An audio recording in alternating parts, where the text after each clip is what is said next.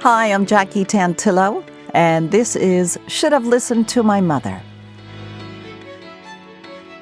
Generosity and kindness are the first words that come to mind when thinking of my guest. She's a teacher, author, and community builder. She keeps everyone in the know through her Facebook page, Habitual Gratitude 365, organizing food drives at schools and working at food pantries as an advocate for food-insecure families. Claire has recently written a children's book, but she's here to join us today to talk about her mom. Claire Sinclair, welcome to my podcast. Thank you so much. I'm so glad to be here. Now, your mom is a really big part of the community that you live in New Jersey. How about if we start off with you telling us your mom's name? Sure. My mom's name was Eleanor, but everybody called her Ellie. Ellie Gianni.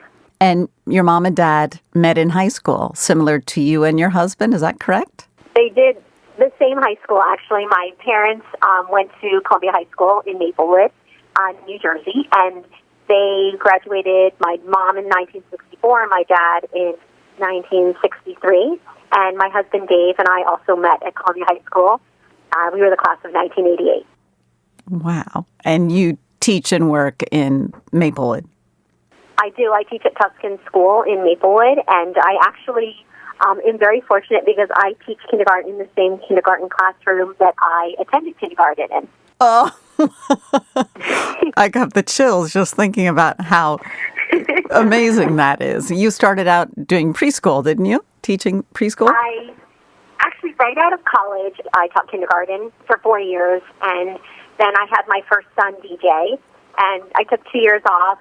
And then I went back and taught for a year in Newark and 2 years at a school in West Orange. They were both private schools. And then had my son, Drew. And when he was 2.5, I started in preschool in Maplewood. And that sort of led me to where I am at Tuscan School now. Wow. Very impressive, my dear. I'm such an advocate for teachers. They really can make or break someone's life.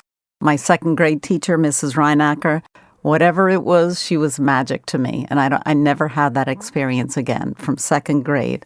Yep, there's always that one teacher. For me, it was fourth grade with Miss Lamprose at Jefferson School. So I totally get it. So your mom, Ellie, she was kind of like everyone's mom in town, wasn't she? She really, really was. For as long as I can remember, we're a family of but our dinner table never had only 6 people at it, whether it was my brother's best friend who was there almost every night, or once Dave and I started dating in high school, he was there every night. But even as a child, there were always 7 or 8 places at the table. And not everybody had that experience. So to be able to share that is magical. It really is. And look at how these kids were transformed by your mom opening up the door to other people. Exactly. That's pretty great.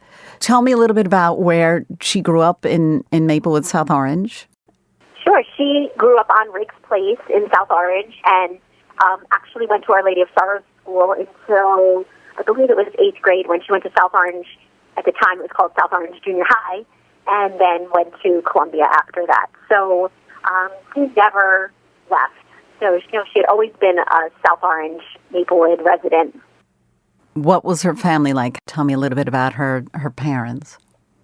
Her mom and dad were together until her mom passed away when my mom was 21. I never met her.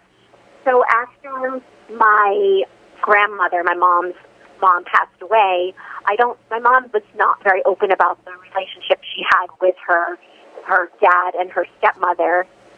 But I know it wasn't a good one with the stepmom. And so once they were old enough, basically, she had them leave, and so my mom moved in with her aunt, whose name was Ada Faye, actually, and she lived in Maplewood, so she moved into her home, and she became sort of her mom, I guess, and we called her Nana, and she happened to run a preschool in her house, and so I guess she was my very first teacher, and my mom, I know, was so excited when she heard I was going to sort of follow in those footsteps as her aunt did.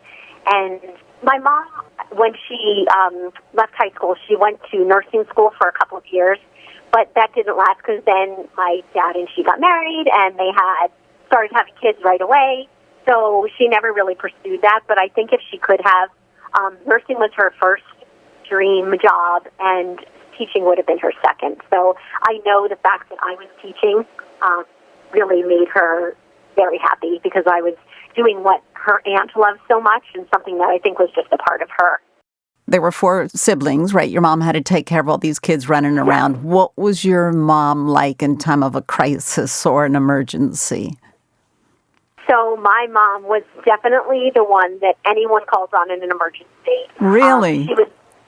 She was best friends with our neighbor behind us, and if those kids were sick or got hurt, with whether it was a Band-Aid or needing stitches or a broken bone, it was always my mom to the rescue. And the funniest story about that, though, is that when I was pregnant with Drew, my second son, he happened to come 4 weeks early, and I had been at the doctor's, and they told me that my water had started to break, and I needed to get to the hospital to deliver him. And again, it was 4 weeks early, so I called my mom to see if somebody could take care of DJ, and I drove. I was close to their house, so I drove to their house. And my mom, the person who's normally the calm, coolest cucumber person, panicked so much that I actually had to drive myself to the emergency room with my mom hyperventilating in a paper bag. And when we got there, I really think they were there for her more than we were there for myself. But so it's just a story we told for years, and still to this day, when I told my dad I was going to be having this conversation, he said, "Don't forget to share the story about Mom and the paper bag." So, so she definitely was normally the person who kept cool and calm, but during that one situation, it was a complete turnaround. Oh my gosh, that's great. What was it about her that these 2 communities, these 2 neighborhoods, loved so much? I think she was just a very charitable person, and I don't mean even charitable like financially, but charitable like with her time. She was always a part of the PTAs at the schools we were in, and she always volunteered with the JCs and the Kiwanis Club, and so she was just sort of always around, which is kind of how I am. I sort of dabble in a little bit of everything, but she just gave her time as much as she possibly could. So she would just be seen everywhere. So, but once, although I was an adult when the annual duck races started, which if you're from this area, you would totally know about the duck races. But the Kiwanis Club, my mom was a part of, and she went to them, I guess it was almost 20 years or so ago, and she said, "I heard of this idea about these little rubber ducks that you put in the brook, and they waddle their way down the brook, and then people win prizes." She brought the idea to Kiwanis, and we're like, "Yeah, let's just try it and see what happens." And I think the first year, maybe they raised a few $1,000s, and all of it would go to groups that supported children, whether it was the Boy Scouts or the Girl Scouts or the YMCA, but they always supported children. And then the next year it was a little bit bigger, and then a little bit bigger, until it's grown into something. With COVID, it's been postponed or done a little bit differently, but it's turned into something that makes like $20,000 when they do it. And I think if she was around to see how massive this little thing that she started has become, I think she'd be flabbergasted. So I think she knows. I think so she's. Everybody calls her the Duck Lady, so they might not have known her as Ellie Gianni, but they knew her as the Duck Lady. So, and she loved that. So it was a big thing for her. Well, yeah. So your family also had a local business in downtown, and she used to sit out front, and people loved being able to say hi to her. And yes, and as she passed away when she was 67, but she had COPD. Which really affected her lungs, and so she couldn't walk or go very far. She was always hooked up to oxygen, and so she would just plop herself at the bench in town because, like I said, she was such a social being and so out there and, like, doing things and being places, and so it was really hard for her. when she couldn't do as much. So she would just plop herself in front of the store, and people would come and sit with her. And so she really was just sort of like the face of that store. So people would walk by, and they'd all stop to talk to her, and whether it was little kids or grown-ups or pets, she loved dogs. She would just sit there with dog biscuits on the bench and just, give them out to the kids, to the puppies as they walked by. Now, you did used to keep a blog, Project for Kindness, and a bench was donated in memory of your mom in one of the local parks. I have that in front of me, a little segment. Is it okay if I read it? Of course. Yes, definitely. Okay. So this is taken from Project for Kindness, and we can talk about it once I wrap up this little read here. I feel so much pride knowing how much my mom was loved. One person summed it up so well.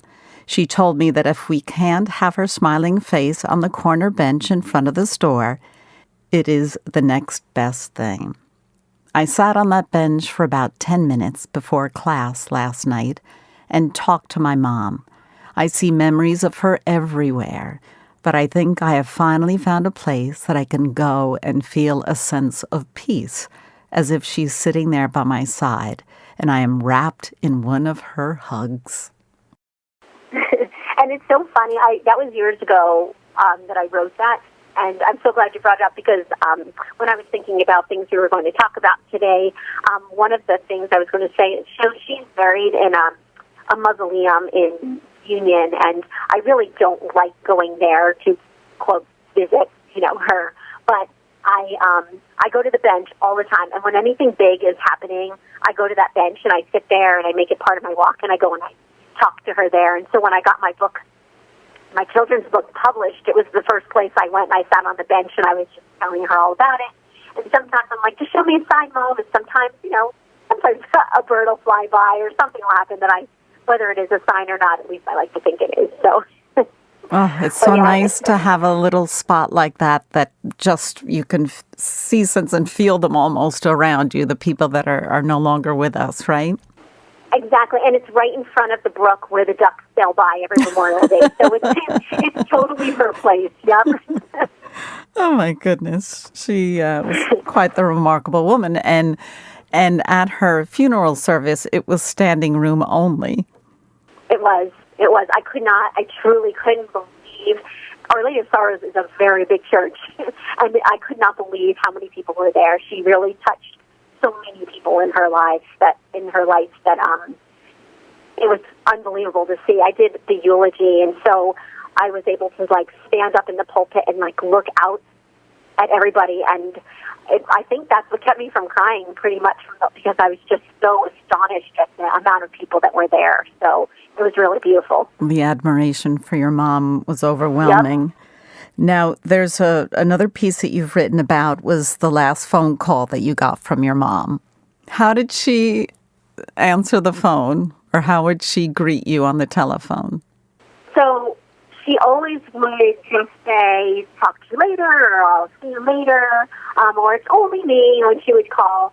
But so every Friday night, our family, my parents and my grandmother, aunts and uncles sometimes, my cousins, my siblings, we would all meet on Friday nights at the Reservoir restaurant in South Orange. All eat together. There were never less than 13 or 14 of us. And so it happened to be a Friday, and she called me while I was at work, which was odd. So because she knows I'm teaching and I can't take the call, so I thought there was an emergency or something. So it was 9-something in the morning, and I answered the phone, and I was like, "Hi, Mom," and she's like, "Hi, it's only me." And I said, "Mom, I'm teaching right now." She goes, "Oh, I was just letting you know that we're having dinner tonight at the Reservoir." And I said, "Mom, we do this every Friday night. I know, I'll see you there." And she's like, "Okay, I'll see you later." And then that night on the way to the Reservoir, she actually is when she stopped breathing, and they rushed her to the hospital, and she was on life support for a week. But so even though I was totally frustrated at the time, why would she have called me to do this? I honestly think, I don't know how she could have known, but somewhere in the back of her mind, it was just her way of saying, I'll see you later, But it was just one of those stories, I wish I had talked to her more, but at least, I got her regular old self. And so I saved some of her voicemail messages that were on my phone. I saved those for a long time, and she always said the same thing. It's only me, because that's just how she was.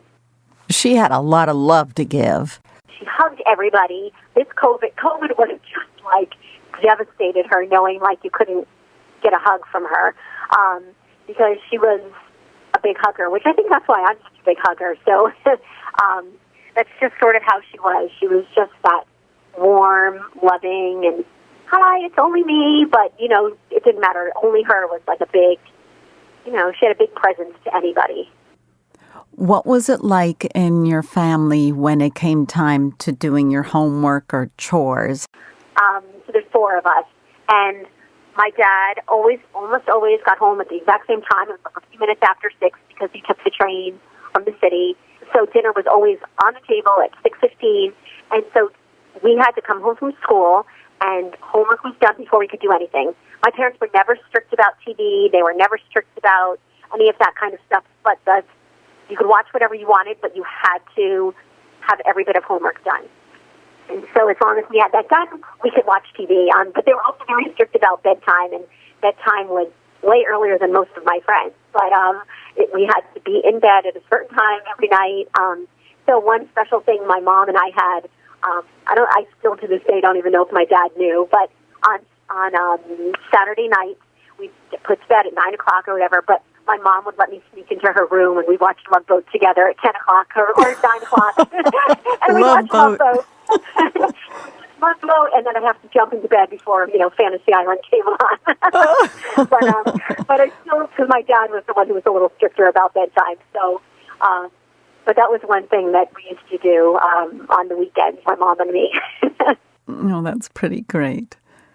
Did your mom ever talk to you about boyfriends or relationships that you were having a problem with, or how did she go about putting your heart or your mind at ease?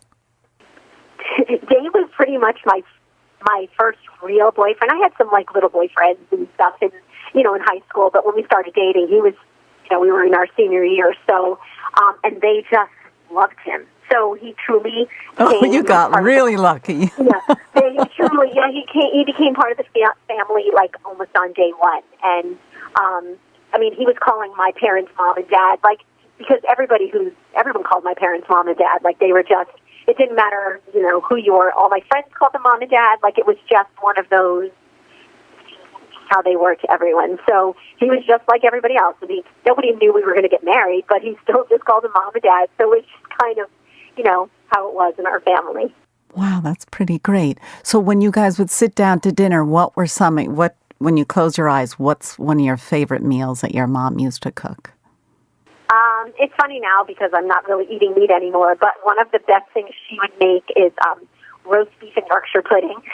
There was always a meat, a starch, and a vegetable, like no matter what meal it was. But her roast beef and Yorkshire pudding, and there was just a running joke because she'd make this Yorkshire pudding, which is something I think her mom used to make, and every time they would say, I burn the Yorkshire pudding again. So it was just like a running joke. Like if you didn't get burned Yorkshire pudding, then it probably was just undercooked or something. Did you guys cook together, or was it just foods on the table? Usually not so much. Like our job was setting the table, clearing the table. She did most of the cooking. But one of the big things we did do was our Christmas Eve preparation. That was like that. She never really taught me how to make any of her recipes because they were just, I know it sounds crazy, but they were like the typical 70s, 80s, chicken rice and, things like that. But the Christmas Eve dinner was always prepared by my dad's mom, actually. We're a big Italian family, and we would go to my grandmother's house on the 23rd of December, and my mom, and start preparing all of the Italian fish dinners. And so I learned from them how to do it.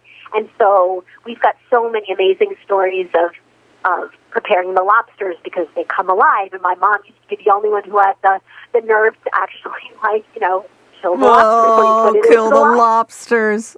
And so, us holding the lobsters while they were still wiggling, and then after she started getting sick with her COPD, she wasn't strong enough to do it, and nobody else would do it, so it became my job. So stories of us just all laughing so hard at those meals and learning how to make the clam sauce and the stuffed squid and the scongeal and all of those things. So even though those are my grandmother's recipes, they kind of passed on to my mom and aunt, and they passed them down to all of us. Those are the recipes that we really kind of shared. Oh, but there is one recipe I can think of. So she used to make this cake. It was called a Portuguese cake, but I don't think that's the real name of it. I think she just called it that because she learned it from a friend who was Portuguese. But it took hours to make. It wasn't slow, but it just took a really long time to make. It was made with, like, paper-thin wafers, so it was really thin, almost like pancake thinness. And you make layers after layers, and then you have to bake each one. It took forever to make. So it was my dad's favorite.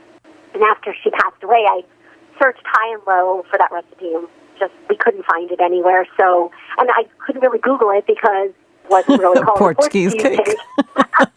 So it was just perfect. Oh. So I happened to an estate sale a few years ago on Prospect Street at one of those big old houses.